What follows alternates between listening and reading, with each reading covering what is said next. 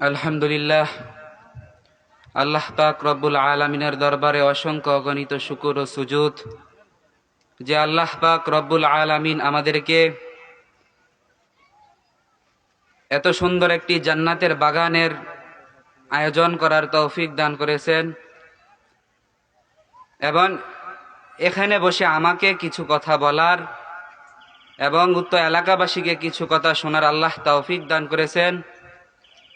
এজন্য রবের দরবারে কালিমাতু শুকর আদায় করি আলহামদুলিল্লাহ।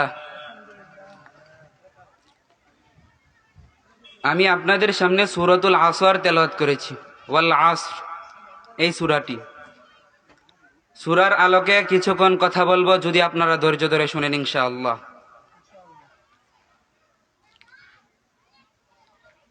আর এই ওয়াজ মাহফিল কেন, এটাও জানা দরকার। ছোট ছোট আমলের এগুলোর দাম বেশি, এগুলো দিতে হবে। ছোট আমল নিয়ে কি কথা গান হুজুর, ফরজি তো আমাদের ঠিক নাই, ঠিক নেই। নফলের বয়ান করে কি লাভ, ফরজি আমাদের ঠিক নাই। এখানে অনেক মানুষ আছেন যাদের কানে আমার আওয়াজ পৌঁছতেছে, আজকের ফজরের নামাজটা আপনারা পড়েন নাই। আর এই ওয়াজ মাহফিল শুধুমাত্র এই বেনামাজিদেরকে নামাজি করবে, পর্দাওয়ালা বেপর্দাওয়ালাকে পর্দার দিকে আহ্বান করবে, সুদ ঘুষ ছেড়ে মানুষ হালাল পথে আসবে, অন্যায় ছেড়ে মানুষ ন্যায়ের পথে আসবে। এজন্যই কোরআন সুন্নাহর এই মাহফিল। তো এখন এখানে এসে যদি আমরা নিয়ত করি যে ওয়াজ শুনে যাব, এর মধ্যে কোনো ফায়দা নাই। যদি নিয়ত করি যা শুনি নির্ভেজাল কথাগুলোর আমল করব, এর মধ্যে ফায়দা আছে। তো আজকে আমাদের এখানে যে দাওয়াতি মেহমান আসবে, সবার কথাগুলো যেন সবাই শুনে, বক্তা শ্রোতা সবাই আমল করতে পারে, এজন্য সবাই বলে আমিন। আল্লাহ তাআলা বলেন, ওয়াল আসর, সময়ের শপথ, জমানার শপথ, কালের শপথ। ইন্নাল ইনসানা লাফি খুসর, নিশ্চয় সব মানুষ ক্ষতিগ্রস্ত। তাফসিরে মাঝহারি কাজী সানাউল্লাহ পানিপতি রহমতুল্লাহি আলাইহি লেখেন, আল্লাহ তাআলা যাকে ক্ষতিগ্রস্ত বলেছেন, ক্ষতিগ্রস্ত মানে সে ক্ষতিগ্রস্ত নয়, ডিরেক্টলি জাহান্নামী। আচ্ছা আপনারাই বলুন, আল্লাহ যদি কাউকে ক্ষতিগ্রস্ত বলে, সে ক্ষতিগ্রস্ত নাকি জাহান্নামী? নিশ্চয় সে জাহান্নামী। এক কথায় আল্লাহ তাআলা বুঝাইছেন সব মানুষই জাহান্নামী, ইল্লা, তবে কিছু মানুষ জান্নাতে যাবে। এই কিছু মানুষ কারা? আল্লাহ তাআলা সূরাতুল আসরের মধ্যে তাদের 4টি গুণ তুলে ধরেছেন। সূরাতুল আসরের মধ্যে আল্লাহ তাআলা জান্নাতি মানুষের 4টি গুণ তুলে ধরেছেন। এই 4টি গুণ যদি কোনো মানুষের মধ্যে থাকে, তাহলে সে জান্নাতে যাবে। 1 নাম্বার গুণ, ইল্লাল্লাযীনা আমানু, যারা ঈমানদার। ঈমানদার কারা? আমানতু বিল্লাহ ওয়া মালাইকাতিহি ওয়া কুতুবিহি ওয়া রুসুলিহি ওয়াল ইয়াউমিল আখির ওয়াল কদরি খাইরিহি ওয়া শাররিহি মিনাল্লাহি তাআলা ওয়াল বা'সি বা'দাল মাউত। আমানতু বিল্লাহ, আল্লাহর উপর ঈমান আনতে হবে। ওয়া মালাইকাতিহি, ফেরেশতাদের উপর ঈমান আনতে হবে। ওয়া রুসুলিহি, রাসূলের উপর ঈমান আনতে হবে। ওয়া কুতুবিহি, কিতাবের উপর ঈমান আনতে হবে।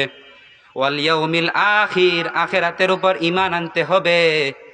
ওয়াল কদরি খাইরিহি মিনাল্লাহি তাআলা, তাকদীরের ভালো এবং মন্দ আল্লাহ তাআলার পক্ষ থেকে, এর উপরও ঈমান আনতে হবে। ওয়াল বা'সি বা'দাল মাউত, মৃত্যুর পরে আল্লাহ পুনরায় উঠাইবেন, এই কথারও ঈমান আনতে হবে। 1 নাম্বার ঈমানদার। ঈমানদার কারা? ঈমানদার দ্বারা যারা আল্লাহকে এক মনে করে, অদ্বিতীয় মনে করে, আল্লাহর সাথে কাউকে শরীক করে না। লা তুশরিকি বিল্লাহ, আল্লাহর সাথে কাউকে শরীক করা যাবে না। তাফসিরে মাঝহারি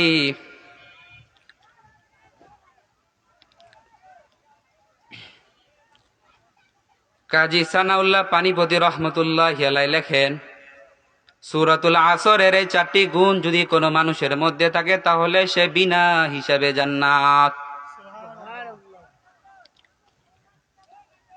1 নাম্বার গুণ ইমানদার। ইমানদার কারা? কুল হুয়াল্লাহু আহাদ আল্লাহুস সামাদ লাম ইয়ালিদ ওয়া লাম ইউলাদ ওয়া লাম ইয়াকুল লাহু কুফুয়ান আহাদ। কুল হুয়াল্লাহু আহাদ, হে নবিয়া বলে দেন আল্লাহ তাআলা এক ও দ্বিতীয়। আল্লাহুস সামাদ, তিনি কারো প্রতি মুখাপেক্ষী নন, সবাই তার প্রতি মুখাপেক্ষী। লাম ইয়ালিদ, তিনি কাউকে জন্ম দেন নাই। ওয়া লাম ইউলাদ, তিনি কারো থেকে জন্ম নেন নাই। ওয়া লাম ইয়াকুল লাহু কুফুয়ান আহাদ, আমার রবের সমকক্ষ কেউ নাই। এই কথা কি আপনারা বিশ্বাস করেন? যদি বিশ্বাস করেন তাহলে বুঝে নেবেন একটা গুণ আপনার মধ্যে আছে, একটা গুণ আমাদের মধ্যে পাওয়া গেছে। ইমানদার হওয়ার জন্য আরো কিছু শর্ত রয়েছে। আল্লাহর উপর ঈমান আনার সাথে সাথে রসুলের উপরও ঈমান আনতে হবে। রসুলের উপর ঈমান কেমনে আনে? মায়ার নবী আমার জানাইয়া দেন, ও মুসলমান, আনা খাতামুন নাবিয়্যিন লা নাবিয়্যা বাদি, আমি সর্বশেষ নবী, আমার পরে আর কোন নবী আসবে না। আমি আল্লাহ তাআলার প্রেরিত পয়গম্বর ও রাসূল। এই কথা আপনারা মানেন কি মানেন না? সবাই মানেন? তাহলে বুঝে নেন একটা গুণ আমাদের মধ্যে পাওয়া গেছে। সকলে বলি আলহামদুলিল্লাহ। ঈমান থাকলেই হবে না, আল্লাহ কয় ঈমান থাকলেই হবে না, কারণ ঈমানদারদের মধ্যে কিছু আছে ঈমান চোর। নামাজ পড়ে না সেও ঈমানদার দাবি করে, রোজা রাখে না সেও ঈমানদার দাবি করে, সুদ ঘুষ খায় সেও ঈমানদার দাবি করে। আল্লাহ কয় এই ঈমান দিয়ে হবে না, ঈমানের সাথে আরো একটা গুণ লাগবে, ওয়া আমিলুস সলিহাত, আমলে সালেহ লাগবে, নির্ভেজাল আমল লাগবে, যে আমলের মধ্যে কোনো ভাইরাস নাই, যে আমলের মধ্যে কোনো লৌকিকতা নাই, লোক দেখানো নাই। একমাত্র ভাইরাস মুক্ত আমল লাগবে, যে আমলের মধ্যে কোনো ভাইরাস নাই, নির্ভেজাল আমল লাগবে। আল ঈমানু সাবউনা বিসাবউনা শুউবাহ, ঈমানের 70টা শাখা রয়েছে। সুবহানাল্লাহ। আর ঈমানের যতগুলো শাখা এগুলোর সাথে আবার আমলও রয়েছে। তাই মনে করেন না শুধু নামাজ, রোজা, হজ, যাকাত, কালেমা এগুলাই ইবাদত। মানুষের সাথে হাসি মুখে কথা বলা ইবাদত, মা বাবার সাথে হাসি মুখে কথা বলা বিশাল ইবাদত। ফালা তাকুল্লাহুমা উফ, মা বাবার সাথে ব্যবহার করো, উফ শব্দ বলতে পারবা না। মা বাবা যা বলছে বলো, উফ বলতে পারবা না, এই পরিমাণ ব্যবহার করতে হবে।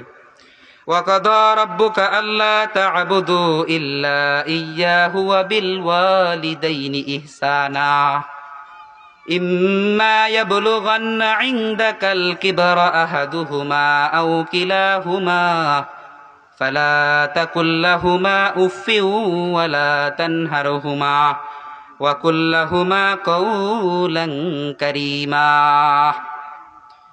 وَقَضَى رَبُّكَ, তোমার প্রতিপালক আদেশ করেছেন, আল্লাহ তা'বুদু ইল্লা ইয়াহু, তার সাথে কাউকে একমাত্র আল্লাহর ইবাদত করো। ওয়া বিল ওয়ালিদাইনি ইহসানা, মা বাবার সাথে ইহসান, পূর্ণ কথা বলো, সৎ কথা বলো। ইম্মা ইয়াবলুগান্না ইনদাকাল কিবরা আহাদুহুমা আও কিলাহুমা ফালা তাকুল লাহুমা উফিউ ওয়ালা তানহারহুমা, তোমার জীবদ্দশায় যদি তোমার মা বাবার কোনো একজন থাকে অথবা উভয়জনই থাকে, তাহলে তাদের সাথে কোনোদিন উফ শব্দ বইল না, উফ শব্দ বলার মতো খারাপ ব্যবহার কইর না। ওয়া তানহারহুমা, তাদেরকে ধমক দিও না। ওয়া কুল্লাহুমা কওলান কারীমা, এবং মা বাবার সাথে শিষ্টাচারমূলক কথা বলো, ন্যায়সঙ্গত কথা বলো। তাইলে মা বাবার ব্যাপারও আমলের কথা আছে না নাই? মা বাবার ব্যাপারও আমলের কথা আছে। নবীজির সাহাবী হযরত আলকামা রাদিয়াল্লাহু তাআলা আনহুর নাম আপনারা অনেকেই শুনেছেন। মৃত্যু শয্যায় শহীদ আলকামা, হযরত বেলাল বারবার কালিমা পড়াইতেছেন, আলকামার জবান থেকে কালিমা বের হয় না। সাহাবীরা অবাক, নবীজির একজন প্রিয় সাহাবী, হযরত আলকামার জবান থেকে কেন কালিমা বের হয় না? সকলে দৌড়াইয়া পয়গাম্বরের নিকট গেলেন, পয়গাম্বর, আপনার সাহাবী আলকামার জবান থেকে কেন কালিমা বের হয় না? পয়গাম্বর তার মার কাছে বেলালকে পাঠালেন, বেলাল যাও তার মাকে ডেকে আনো। বেলাল তার মার কাছে গিয়ে বললেন, মায়ার নবী আপনাকে সালাম জানিয়েছে, যদি আপনি যেতে পারেন আসুন, না পারলে মায়ার নবী নিজে আপনার কাছে আসবে। বিদ্যা মা ডেকে বলে, ও নবীর সাহাবী, নবীর জন্য আমার জান কুরবান, আমি নিজেই আসতেছি। অতঃপর বিদ্যা মা মায়ার নবীর কাছে লাঠিতে বর করে আসলেন। আসার পর মায়ার নবী জিজ্ঞাসা করলেন, তোমার ছেলে আলকামা কেমন ছিল? মা বললেন, আমার ছেলে আলকামা খুব ভালো ছিল, দান খয়রাতে ভালো ছিল, আলকামা নামাজ ছাড়ে নাই, রোজা ছাড়ে নাই, তাহাজ্জুদ পর্যন্ত আলকামার মিস হয় নাই। তখন মায়ার নবী ডেকে বললেন, আলকামার ব্যাপারে আপনার মতামত কি? মা ডেকে বললেন, আলকামার ব্যাপারে আমার মনে একটু কষ্ট আছে। মার একটু কষ্ট। আলকামা বিবিকে বেশি প্রাধান্য দিত, আমি মাকে প্রাধান্য দিত না। এই কথা শোনার পর মায়ার নবী বললেন, আলকামাকে তাড়াতাড়ি মৃত্যু শয্যায় শহীদ থেকে উঠিয়ে আগুনে পোড়াও, বেলাল তাকে আগুনে পোড়াও। বিদ্যা মা ডেকে বললেন, ইয়া রাসূলুল্লাহ, আমার ছেলে আলকামাকে আগুনে পুরাইবেন না, আমি মা সহ্য করতে পারবো না। মায়ার নবী ডেকে বললেন, তুমি যদি আলকামাকে মাফ না করো, তাহলে আল্লাহ এর চাইতে কোটি কোটি গুণ যে আগুন আল্লাহ জাহান্নামে জ্বালাইছেন, ওই আগুন আলকামারে জ্বালাইয়া দিব। ও মা, আপনি আলকামার উপর সন্তুষ্ট হয়ে যান। বিদ্যা মা ডেকে বললেন, ও নবীর সাহাবীরা, তোমরা সাক্ষী থাকো, আমি আলকামার উপরে সন্তুষ্ট হয়ে গেলাম। এটা বলার পর মায়ার নবী বেলালকে বললেন, যাও বেলাল, গিয়ে দেখো আলকামার কি অবস্থা। বেলাল রাদিয়াল্লাহু তাআলা আনহু গিয়ে দেখলেন আলকামা জোরে জোরে কালিমা পড়তেছে। তাইলে মা বাবার এই আমলের কথাটা বড় না ছোট? মা বাবার এই আমলের কথাটাও বড়। একবার মায়ার নবী সাহাবীদেরকে ডেকে বললেন, ও সাহাবীরা, তোমরা কি জানো কবুল হজের সওয়াব কোথায় পাওয়া যায়? সাহাবীরা বলল না। মায়ার নবী বললেন, তোমার মার দিকে যদি একবার তুমি সুনজরে তাকাও, আল্লাহ রব্বুল আলামিন একটা কবুল হজের সওয়াব লিখে দেন। সাহাবীরা বলল, ইয়া রাসূলুল্লাহ, যদি দুইবার তাকাই? নবী কয়, দুইটা কবুল হজের সওয়াব পাওয়া যায়। আবার বললেন, যদি তিনবার তাকাই? নবী কয়, তিনটা কবুল হজের সওয়াব পাওয়া যায়। এবার মায়ার নবী নিজে সাহাবীদেরকে ডেকে বললেন, ও সাহাবীরা, তোমরা শোনো, কোন ব্যক্তি যদি 112 মা বাবার দিকে নেক দৃষ্টিতে তাকায়, আল্লাহ 100 কবুল হজের সওয়াব লিখে দেন। সুবহানাল্লাহ। তাইলে মা বাবার ব্যাপারেও আমলের কথা আছে। জীবনে অনেক আমলের বয়ান শুনছেন, জুমার মসজিদেও বয়ান করা হয়। নামাজ, রোজা, আদার্স সব আমলগুলো ঠিক রাখলেই হবে। পাশাপাশি মা বাবার ব্যাপারেও সচেতন থাকতে হবে। আপনার মা আছে অথবা বাবা আছে, অথবা মা বাবা উভয়জন আছে, কোনোদিন বেয়াদবি করেন নাই, এটাই আমি জানি। কিন্তু আজকে থেকে আমরা সকলে একটি ওয়াদা করি, জীবনে মা বাবার সাথে উফ শব্দ ব্যবহারের মতো খারাপ আচরণ আমরা করব না। কে কে রাজি আছেন? আল্লাহরে হাতরা তুইলা দেখায় দেন। আমিন। আল্লাহ সবাইকে কবুল করুক, আমিন। মা বাবার ব্যাপারেও আমলের কথা আছে। এখন আল্লাহ বলেন, আমল আছে, ঈমান আছে, মা বাবার সাথে ভালো ব্যবহার করে এমন মানুষ আছে, কিন্তু একটু সমস্যা। ওয়াতাওয়াসাউ বিল হক, সত্য প্রচারের উপদেশ দেয় না, নিজেও সত্য বলে না, কাউকে বলতেও দেয় না। ইমামতি করে, কমিটির গোলামি করে, সত্য কথা কয় না,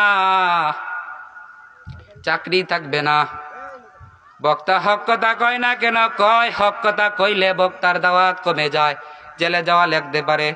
ওরে বক্তা সাহেব, ওরে খতিব সাহেব, আর হক কথা না বইলা যত বড় বড়ই মুরগির রান চাবাও, আল্লাহর দরবারে জবাবদিহিতা করতে হবে। হক কথা বলতেই হবে। এজন্য কে বেজার হলো আর কে খুশি হলো দেখার টাইম নাই।